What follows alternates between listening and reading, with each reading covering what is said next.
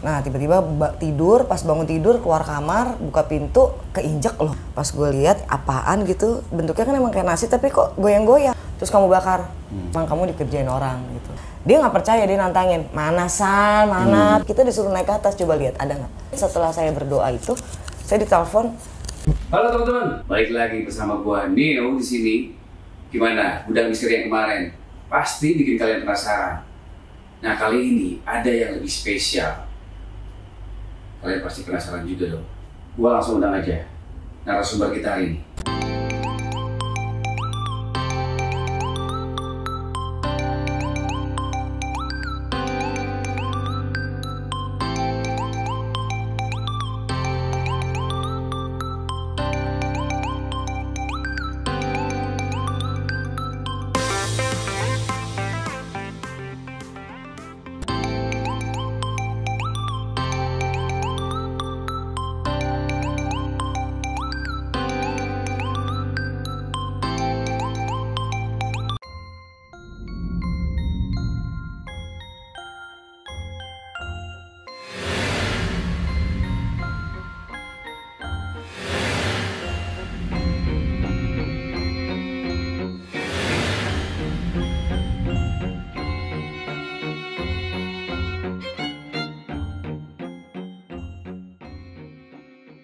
Halo sahabat Gudang Misteri spesial kali ini, gua Bang Neo. Nah, gua kedatangan bintang tamu yang sahabat gua, temen gua. Wah, sudah menjadi bagian daripada keluarga kita, semua bersaudara. Ya.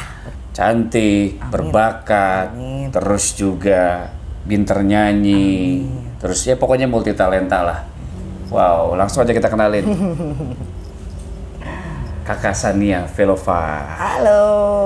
Luar biasa. Nah, di tema kali ini gue pengen nanya sih sama Sania ini pengalaman-pengalaman mistis dia, mungkin di rumah kali ya, di rumah dulu ya. Di rumah dulu ya. Karena gue penasaran, kita kemarin sempat ngobrol bahwa banyak kejadian-kejadian aneh yang ada di rumah lo, San. Gue pengen tahu dan juga mungkin sahabat Gudang Misteri spesial ini juga penasaran tentang pengalaman lo atau cerita lo. Gak usah buang-buang waktu, lo langsung aja ceritain sama sahabat Gudang Misteri spesial. Iya, jadi awal mulanya itu sekitar 2 tahun lebih ya, 2 tahun yang lalu itu masih lagi tinggal di daerah Jakarta Selatan, masih di daerah Petakan gitu. Gue bertiga sama anak gue. Satu petakan itu 3 kamar dan kebetulan memang gue baru pindah sekitar let's say 6 bulan lah di situ. Nah, terus tiba-tiba sebelum kejadian itu malam emang kok berasa anakku badannya panas gitu. Tapi gue pikir mau flu nih gitu. Nah, tiba-tiba tidur, pas bangun tidur keluar kamar, buka pintu keinjek loh, kok kayak ada di kaki tuh kayak jeli-jeli tapi kok banyak gitu kan. Gue pikir aduh nih nasi ini pasti jatuh apa gitu. Pas gue lihat apaan gitu, bentuknya kan emang kayak nasi tapi kok goyang-goyang gitu. Pas gue buka, gue liatin begini, loh kok ini sih belatung gitu loh. Belatung? Iya, ini sih belatung, fix dan masih hidup gitu. Gue yakin ini belatung. Gue panggil dong anak-anakku di kamar, gue bangunin.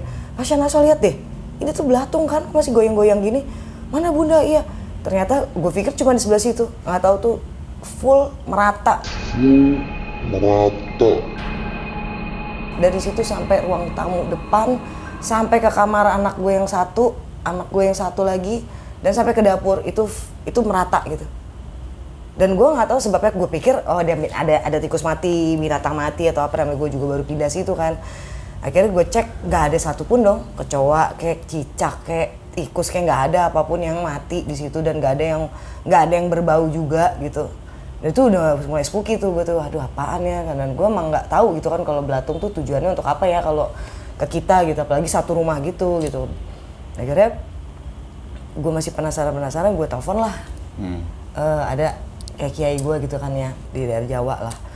Gue tanya, Syekh ini ada belatung di rumah banyak banget gitu, coba difoto. Dia udah difoto, udah ambil api, videoin belatungnya ditusuk pakai lidi, terus kamu bakar. Kalau dibakar dia jadi kristal atau batu gitu, fix emang kamu dikerjain orang gitu. Dan kita bakar jebret, tuh bener jadi batu. Oh ya? Iya, bener-bener jadi batu kayak kristal gitu. Dan akhirnya nggak tahu di gimana, aku coba doa dan aku coba pakai air apa namanya kayak jeruk purut gitu ya, di jeruk purut garam tuh ditebar-tebar gitu di setiap sudut sambil baca-baca gitu, baca-baca apa, ada ayat kursi, ada surat-surat pendek gitu ya, kita Bismillah aja udah gitu, ikhlas gitu. Tiba-tiba jebret, itu kan masih banyak dan bergerumun gitu ya, merata gitu satu rumah di lantai. Tiba-tiba tuh goib, hilang, sedikit demi sedikit hilang. Dan itu nggak ada arah kemana, orang rumah aku nggak ada taman, kan petakan, nggak ada taman, jadi otomatis kalau nggak dia ke rumah sebelah, ke kontrakan sebelah dong gitu. Nah ini nggak ada taman dan fix nggak ada apapun dan itu hilang semua. Sampai akhirnya aku pindah rumah, aku coba pindah rumah lagi, begitu juga kejadiannya ada dan akhirnya depan rumah aku manajemen aku kan, nah, udah temen aku juga lah gitu. Dia nggak percaya, dia nantangin, mana San, mana tuh belatung katanya gitu, lu halu kali lu, mana tuh belatung, nggak ada nih di lantai, dia duduk di lantai. Ya bun, susah juga sih kalau emang cuman gue yang diliatin gitu kan. Bener dong, alhamdulillah tuh terjadi. Pada saat dia ngomong mana San dia begini, nggak nyampe berapa detik dia begini, tuh belatung 5 biji di pahanya dia ngabur ngibrit rumahnya depan kan. Dia ngabur ngibrit sampai detik itu dia bilang gila gue takut banget, sumpah gue takut banget. Itu bener, dari kan goib, nggak ada kesempatan untuk jalan. Main ada aja gitu. Dan aku udah tanya emang tujuannya emang mau matiin gitu, katanya mau matiin, entah matiin diri aku, mau matiin rezeki aku, intinya mau matiin dan ada yang nggak suka gitu. Jadi lu sempet nanya juga sama Syekh itu ya, menurut maksud dan tujuan belatung itu apa? Udah dia tanya ke jin yang bersangkutan yang ngirim itu gitu, emang tujuannya mau matiin aku. Oh dia udah dialog sama? Ya, dan itu menurut beliau, percaya nggak percaya, bentuk yang datang itu bentuknya untuk mematikan itu gede banget kayak genderuwo gitu, gede banget dan kerja cuma ngeliatin aku aja. Gerak-gerak liatin sampai kapan waktunya aku lengah, karena kan aku sholat ya, aku sholat dan insya Allah kan aku juga orangnya positive thinking, nggak kayak gitu nggak pikiran gitu, jadi susah dia masuknya. Tapi si belatung itu adalah pertanda warning untuk aku sebetulnya, kalau lo mau dihajar gitu, karena kalau nggak ada pertanda gitu aku bisa langsung mati aja. Ya, kayak teluh santet gitu. Ya itu nggak ada pakai kayak gitu sebetulnya langsung terjadi. Ini dia ada seperti itu kan sebetulnya warning gitu.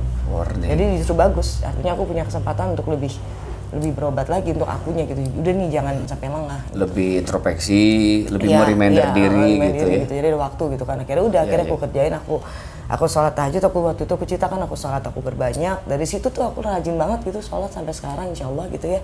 Yang tadinya males banget gitu, aku tadinya mending bolong, nggak juga gitu, aku nggak males banget sholat gitu. Kayak berasa udah semakin hidup menderita tuh semakin kayaknya udah gue makin hajar dengan yang nggak benar aja tuh, kayak lebih enak gitu. Tapi akhirnya gue mikir gue harus sholat nih gitu, pas ditambah ada kejadian begini, coba gue perkuat lagi tahajud, coba gue perkuat lagi ikhlas gue nih diginiin gitu. Bener dong, gue doa, gue cuma bilang kayak gini, ya Allah, saya berdoa semoga apa yang dikirim ke saya, apapun niatnya, saya minta ditunjukkan siapa orang ini dan berbalik ke dirinya. Apa yang dikirimkan ke saya tujuannya agar ini dikembalikan ke dia nih, belatung-belatung semua dikembaliin. Saya maksudnya seperti itu.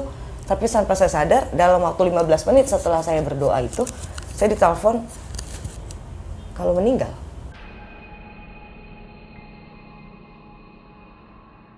Apanya? Siapanya?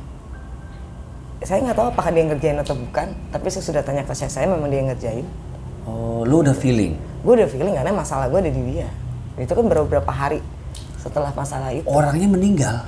Yang lu berasa bahwa orang itu syirik sama lu, gak suka sama lu gitu? Iya. Orang terdekat dia meninggal dalam keadaan nggak siap juga meninggalnya. Dan setelah gue bener-bener abis gue berdoa itu sampai air mata gue bertiga sama anak-anak gue, kita bener-bener nangis. Karena kita bukan orang bahagia dan enak-enakan gitu. Kok dikasih kayak gini gitu. Jadi kita minta sama Allah. Kan yang ngasih itu izin Allah. Kita minta juga sama Allah. Kita bilang ya Allah, kita bukan orang yang enak-enakan dan orang yang happy-happy dan berlebih gitu. Kita lagi dalam kondisi berjuang, kok diginiin gitu kan. Kita minta keadilan ya Allah. Kalau emang ini siapapun yang ngirim, kita minta ditunjukkan orangnya dan dikembalikan semuanya ke dia. Oke, San. Lu kan pernah ngalamin nemuin belatung tadi. Ada lagi nggak selain itu lu menemukan makhluk-makhluk yang memang menurut lu ini janggal nih, ini astral nih gitu? Ada juga di rumah lu? Ada yang telur, waktu gue ceritain ada telur di atas Eternit ini. Telur? Jadi tuh awalnya tuh sama, itu juga konsepnya belatung juga tuh. Tapi belatungnya nggak banyak satu rumah full merata sampai terus nggak goib. Bener-bener belatung, kesannya kayak ada sedikit gitu, nggak banyak. tapi bau. Nah, bau busuk itu yang di rumah gue. Jadi akhirnya datang ke orang yang punya kontrakan itu, gitu. Gue ngomong, akhirnya dia punya orang pinter karena dia udah biasa. Gue tahu nih, kata dia. Terus gue bilang, emang tahu apa? Udah biasa nih, katanya. Bentar ya, gue panggil orang pinter di daerah gang itu. Datang orang pinter, dia minta tangga, terus dilobangin gitu, di tangga dilobangin, terus dia ambil nih. Tapi dia belum ngambil. Dia tahu posisinya ada di situ. Dia tahu di situ, antara di internet. Coba cari di internet, pasti bau banget. Dan kita disuruh, dan dia nggak megang langsung, kita disuruh naik ke atas. Coba lihat, ada nggak? Itu ada telur warna hitam, kaligrafi gitu, warna putih kaligrafinya gitu. Itu dalamnya pasti pecahin, ada paku, jarum, rambut, komplit, macam-macam yang ada di situ. Ada binatang-binatang juga di dalam. Gitu. Ya itu tujuannya bukan ke aku, ternyata tujuannya untuk matiin rezekinya sih yang punya kontrakan, supaya orang nggak ada yang betah panas di situ. Iya, tapi kebetulan kenanya ke aku, tapi itu bisa berimbas kepada kita yang tinggal juga. Kita kan jadi sakit kan? Iya, panas. Iya, nggak enak hawa, gitu. Nah, itu 2 kali. Terus kalau yang ketiga itu yang waktu ceritanya aku syuting sama kita berdua, emang sama-sama punya kemampuan untuk, emang gue juga agak ngerasa nggak enak. Selalu berasa nggak sih? Iya. Bunyi-bunyi ya, sekitar di atas jam 12 malam itu udah jam 1, jam 2 pagi. Rumah gue tuh anak gue tidur kalau udah jam 2 pagi. PAP nih, gue udah takut nih. Gue deketin, lo percaya gak sih? Gue baru pertama kali bisa ngerasain yang namanya gue masuk ke kuburan beneran.